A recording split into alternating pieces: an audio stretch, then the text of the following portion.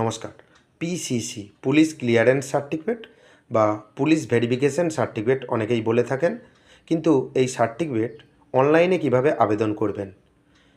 কলকাতা পুলিশের এখতিয়ারে বা বিধাননগর পুলিশের এখতিয়ারে যে সকল এলাকা ছিল সেখানে শুধুমাত্র অনলাইনে অ্যাপ্লিকেশন করা যেত।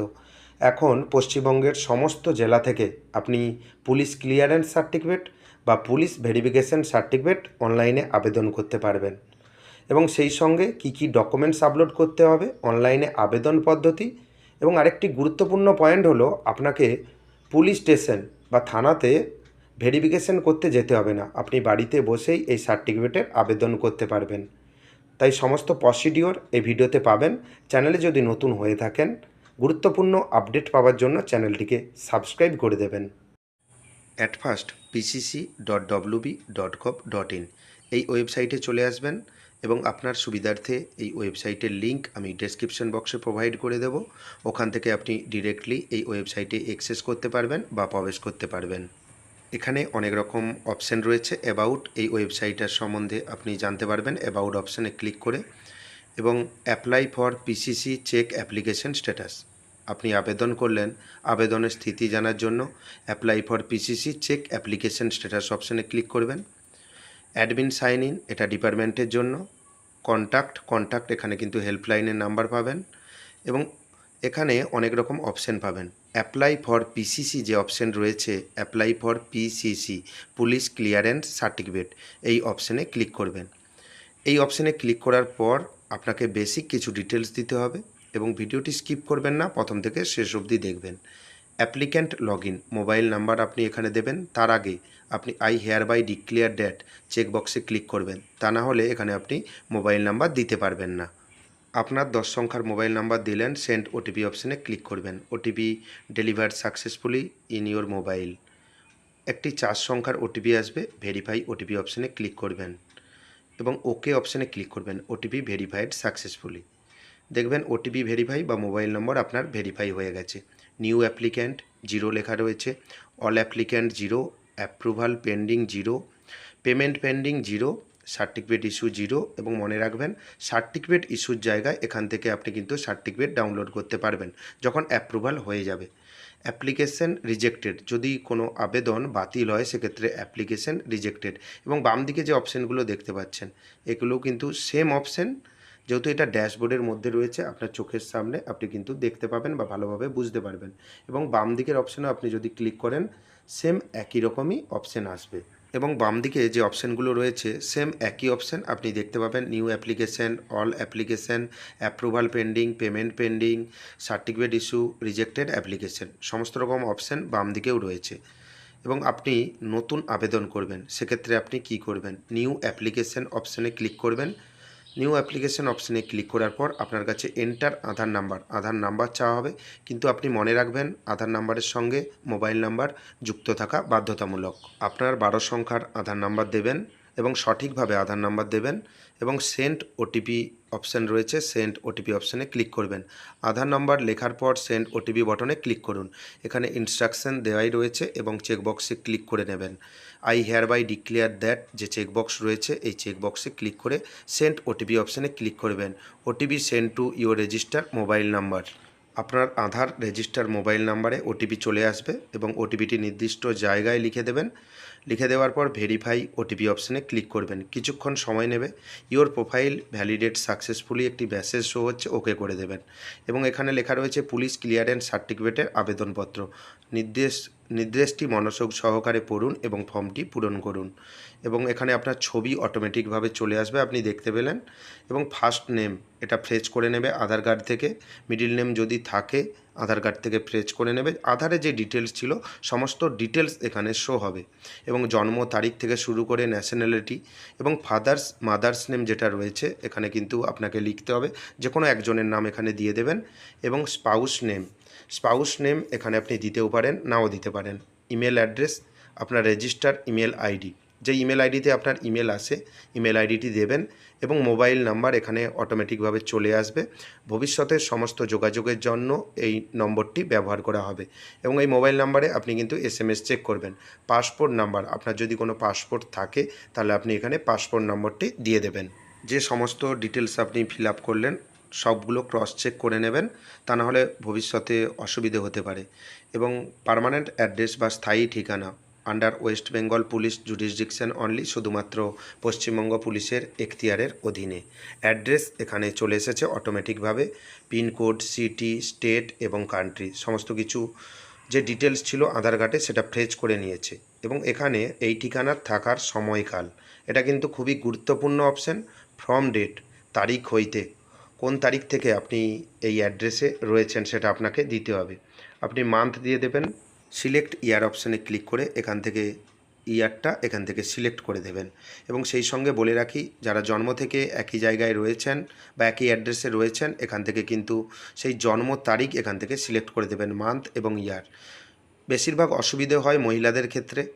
তারা কি করেন, অনেকের বিয়ে হয়ে যায়, বিবাহিতর কারণে তারা নতুন অ্যাড্রেসে চলে যায়, সেক্ষেত্রে কিন্তু হয়তো 2 বছর নতুন অ্যাড্রেসে রয়েছেন, সেখানের অ্যাড্রেসে আধার কার্ড হয়ে গেছে, সমস্ত রকম ডকুমেন্টস হয়ে গেছে। চাই নতুন অ্যাড্রেসে কতদিন রয়েছেন সেই ডিটেলসটা এখানে দেবেন। টু ডেট, এখনও পর্যন্ত ডেট, যেহেতু যেদিন আবেদন করেছিলেন সেই দিনে বা সেই তারিখে যদি সেই অ্যাড্রেসে থাকেন, মান্থ দেবেন এবং ডান দিকে ইয়ার চয়েস করে দিয়ে দেবেন। নেক্সট অপশান সিলেক্ট ডিস্ট্রিক্ট, আপনাকে এখান থেকে জেলা চয়েস করে দিতে হবে। এখানে কোন জেলাতে আপনি বসবাস করেন সেই জেলার নামটা এখান থেকে চয়েস করে দেবেন।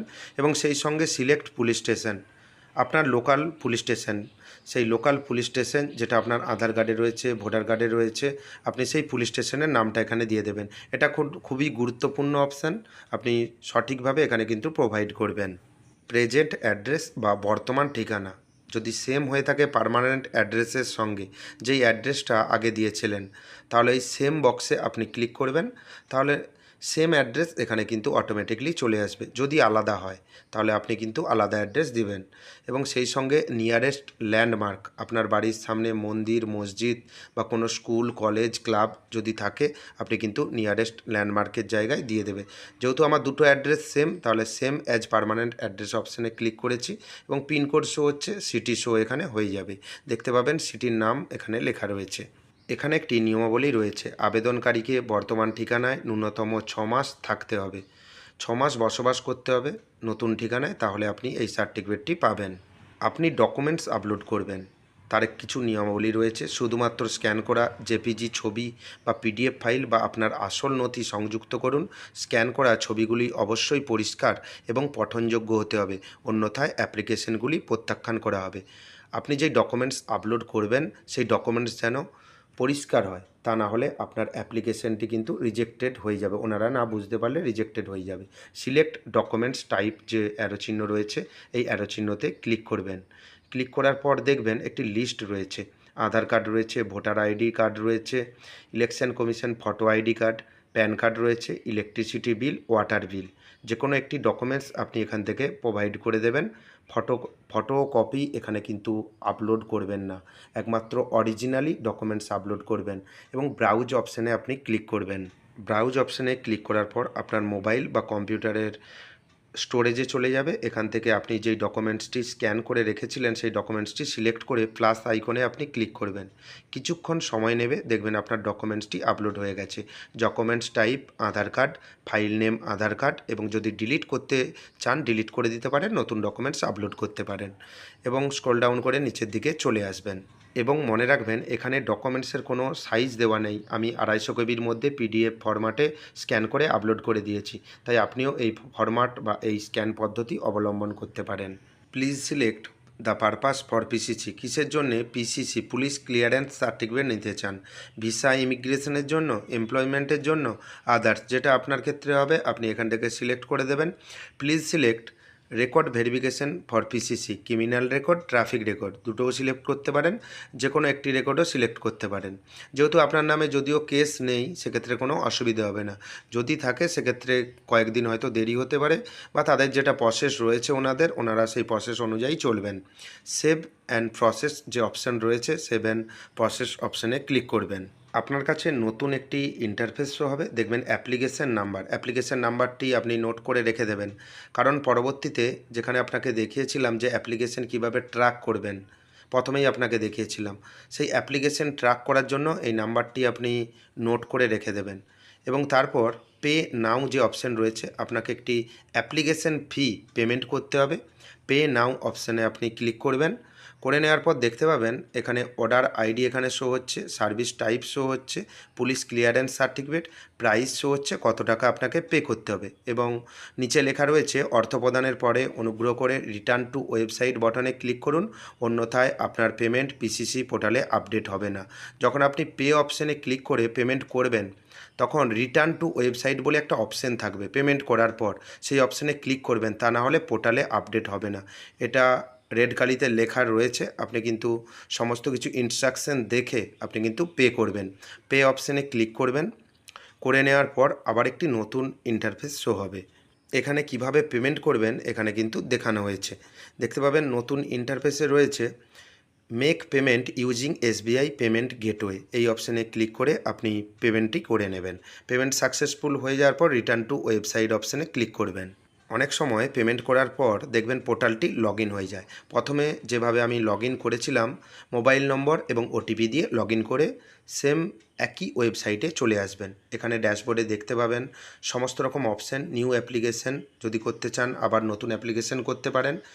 অল অ্যাপ্লিকেশন একটি অ্যাপ্লিকেশন করেছি, অ্যাপ্রুভাল অর পেন্ডিং 0 রয়েছে, পেমেন্ট পেন্ডিং যেহেতু রয়েছে তাই অ্যাপ্রুভাল এখনও হয়নি, এবং সার্টিফিকেট ইস্যু দেখবেন এখানে যদি সার্টিফিকেট 1 লেখা থাকে, যেহেতু একটা অ্যাপ্লিকেশন করেছেন, যদি 10টা করতেন হয়তো 5টা অ্যাপ্রুভাল হতো, তাহলে এখানে 5 লেখা থাকতো অ্যাপ্লিকেশান রিজেক্টেড। হয়তো আপনি 5টা অ্যাপ্লিকেশন করেছেন, 3টা অ্যাপ্রুভ হয়েছে, তাহলে সার্টিফিকেট ইস্যুর জায়গায় 3 থাকতো, আর 2টো যে রিজেক্টেড হয়েছে রিজেক্টেডের জায়গায় 2টো থাকতো। সার্টিফিকেট ইস্যু অপশানে ক্লিক করে আপনি কিন্তু সার্টিফিকেটটি ডাউনলোড করে নিতে পারবেন। যে কোনো কারণে হোক পেমেন্ট পেন্ডিং রয়েছে, আপনি কিন্তু এখান থেকে পেমেন্টও করতে পারবেন। এবং বাম দিকে যে অপশানগুলো দেখতে পাচ্ছেন সমস্ত অপশান কিন্তু আপনি চোখের সামনে যে অপশানগুলো দেখতে পাচ্ছেন ড্যাশবোর্ডে এবং বাম দিকের অপশানগুলো সমস্ত একই অপশান। তাই চ্যানেলে যদি নতুন হয়ে থাকেন চ্যানেলটিকে সাবস্ক্রাইব করে দেবেন পরবর্তী আপডেট পাওয়ার জন্য। ধন্যবাদ।